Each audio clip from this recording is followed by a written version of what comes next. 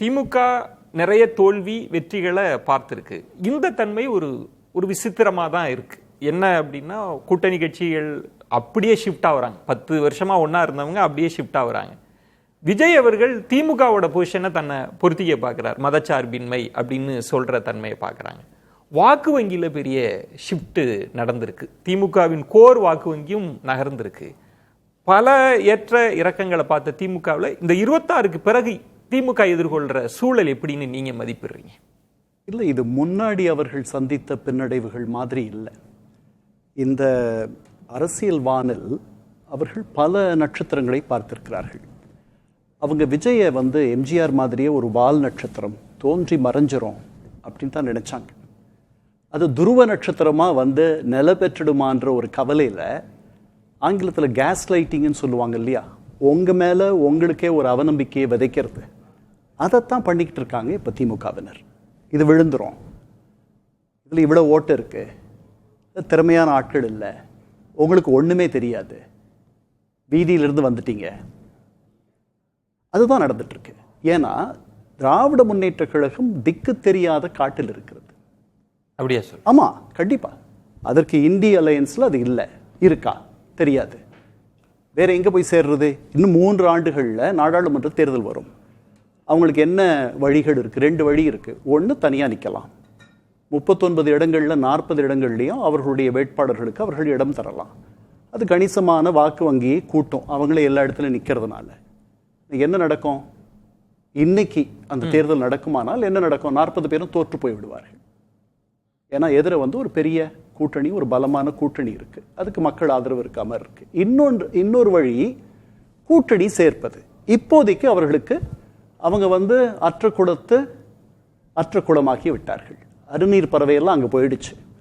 The zeal of the convert அப்படின்ற மாதிரி புதிதாக மதம் மாறியவர்கள் தொன்று தொட்டு மதத்தில் இருப்பவர்களை விட ஆர்வமாக அதீத பற்றோடு இருப்பார்கள் இல்லையா, அது மாதிரி புதிதாக போனவர்கள்லாம் தாங்கி பிடிக்கிறாங்க இந்த புதிய ஆட்சியை. ஆச்சரியமா இருக்கு. அதனால அது டெல்லி அரசியலை பொறுத்தவரையில் இத்தனை நாடாளுமன்ற உறுப்பினர்களை வைத்தும் அதனால் என்ன பெரிய பயன் இருக்கு? ஜெயலலிதா அம்மையார் 37 நாடாளுமன்ற உறுப்பினர்களை வென்று ஒரு பெரிய பயன் அங்க விடையலை. அந்த பேட்டியே ரொம்ப சோர்வா கொடுத்த பேட்டி. ஆமா, அந்த நிலையில தான் இன்னைக்கு இப்போ இவங்க கையறு நிலையில இதுக்கு முன்னாடி இல்லையானா இருந்திருக்காங்க. இவங்க இதே மாதிரி தான் எம்ஜிஆரையும் ரொம்ப குறைவாக மதிப்பிட்டார். இப்ப இந்த கிரைசிஸை எப்படி பாக்குறீங்க? நீங்க சொல்ற வார்த்தைன்றது ரொம்ப திக்கு தெரியாத காடு. அப்படித்தான் இந்த சூழல்ல இப்போ அப்படித்தான் இருக்காங்க. அவங்களுக்கு எப்படி வேற அலைன்ஸ் கூட அமைக்க முடியாதுன்றீங்களா? இல்ல, வேற யார் இருக்கா? அவங்களோட யார் இருப்பா? இப்ப சொல்லுங்க, அவங்களோட இருந்தவர்கள் எல்லாம் வந்துட்டாங்க. அவங்க மதசார்பற்ற சிறுபான்மையினரை அவர்களுடைய நலம் பேணும் ஒரு இயக்கம். அந்த இயக்கத்தினுடைய அடிப்படை கொள்கையவே சுவீகரிக்கிறதுக்கு ஒரு புதுசா ஒரு இயக்கம் வந்திருக்கு.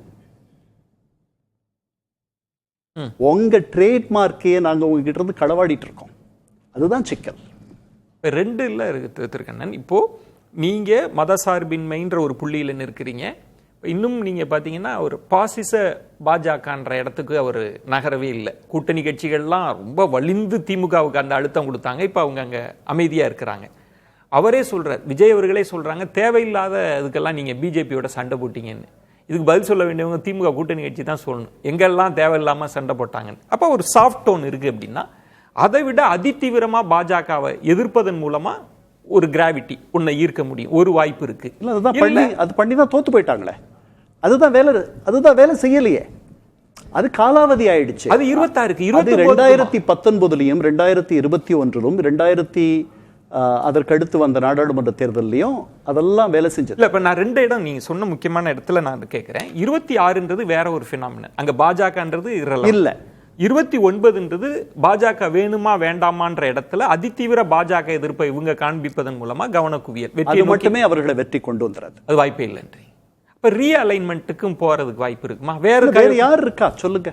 2 பெரிய தேசிய கட்சிகள்னா ஒண்ணு ஆட்சியில் இருக்கு, இன்னொன்னு ஆட்சியில ஒரு காலத்துல இருந்து. ஜெயலலிதா அவர்கள் மாதிரி தனிச்சே அப்படி காமிக்க முடியாது. தனிச்சையா நின்றால் எல்லாருக்கும் இதுவரைக்கும் வாய்ப்பு வழங்காதவங்களுக்கு எல்லாம் வாய்ப்பு வழங்கிடலாம். அதுதான் அதனுடைய இதுல இருக்கக்கூடிய ஒரு சிறப்பு. வேறு சில கட்சிகள் இருக்காங்க. இல்ல, ஒரே ஒரு கட்சி தான் இருக்கு. நம்ம நேரா பேசிடுவோம்.